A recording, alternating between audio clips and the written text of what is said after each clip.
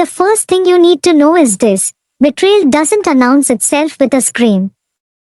It slips in quietly, like rain seeping through a cracked roof. That night, the storm outside my apartment in Portland rattled the windows, but the real thunder came from a sound no one else heard: single voice memo. I pressed play without thinking. And then I heard him. My brother. Mom, you can't trust her. She's reckless, unstable. If you want to protect the house, the money, everything, transfer it all to me. I'll take care of it. 27 seconds. That's all it took for my world to split in two. 27 seconds of him gutting me with words he thought I'd never hear. I sat frozen, watching my reflection in the glass, a pale face I barely recognized, while the storm outside softened to drizzle. Inside me, the storm was only beginning. I grew up in Brunswick, Maine, in a neighborhood where everyone knew my brother's name. Caleb, charming, loud, golden boy. Captain of the football team. The kid teachers adored even when he skipped assignments. And me? I was the quiet one with perfect grades. Dependable. Invisible. At parent-teacher nights, my mother's praise for him filled the room.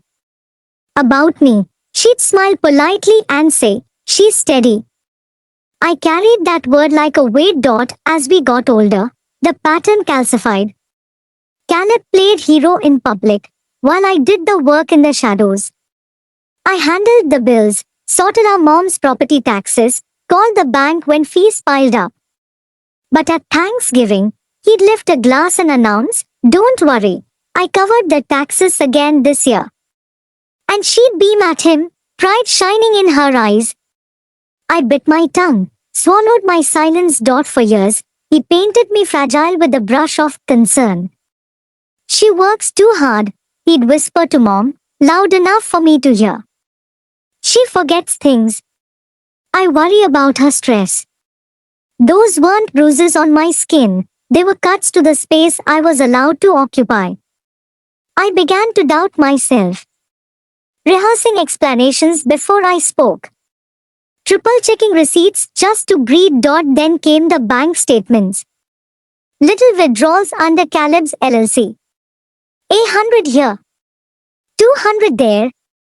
6 months later, almost 5 grand gone. When I confronted him, he smirked. "You wouldn't understand. It's complicated. Reimbursements." He tilted his head, practiced, patronizing. For a moment, I almost believed him. Almost. The night I found the voice memo, sleep never came. Instead, I moved like a thief through my own home, gathering every bill, every receipt, every scrap of evidence. I created a folder, labeled only one word: proof. Each click of the scanner felt like drawing a line in the sand. I didn't stop there. I combed through voicemails. I recorded his threats when he called past midnight, his voice sharp with venom. "You don't know what you have started, Anna. You're ruining everything." I saved every word. But proof isn't enough unless someone sees it.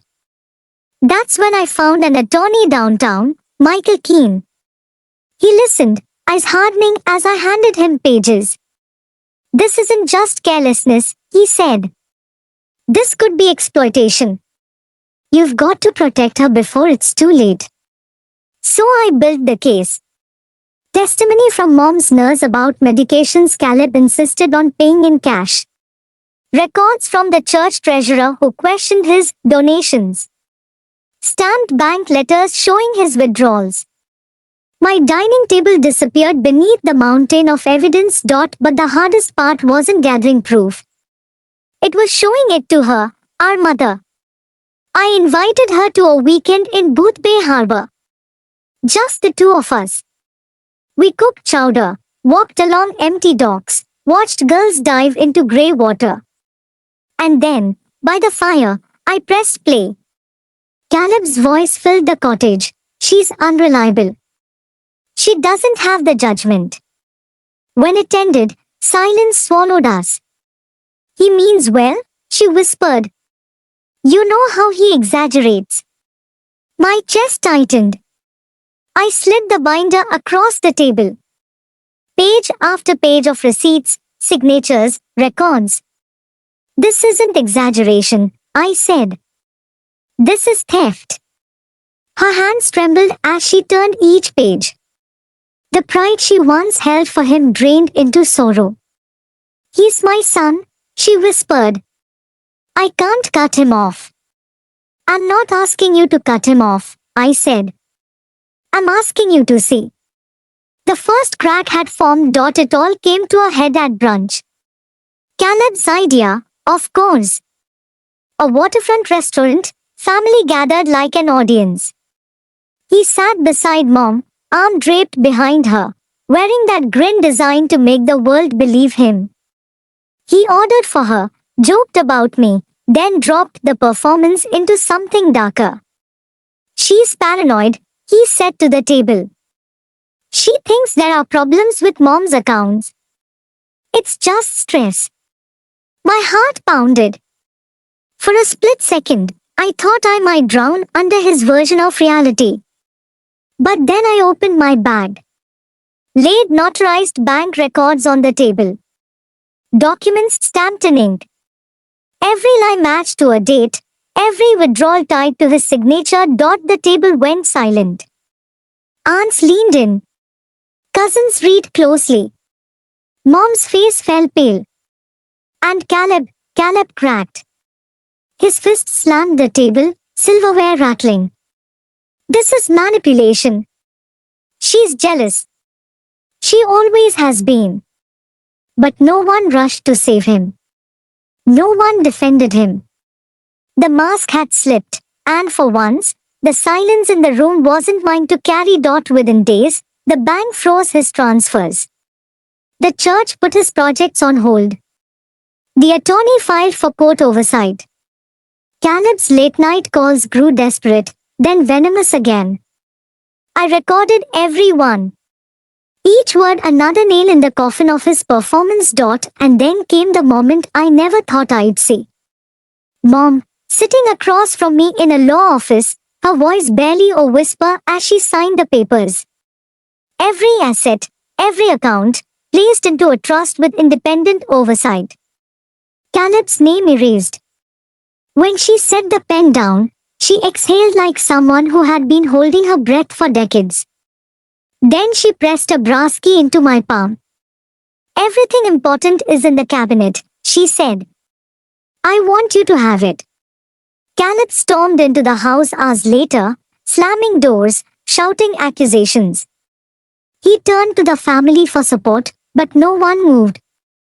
Their silence was different now, not fear, but refusal. He left in a rage, the echo of the door slamming marking the end of an era.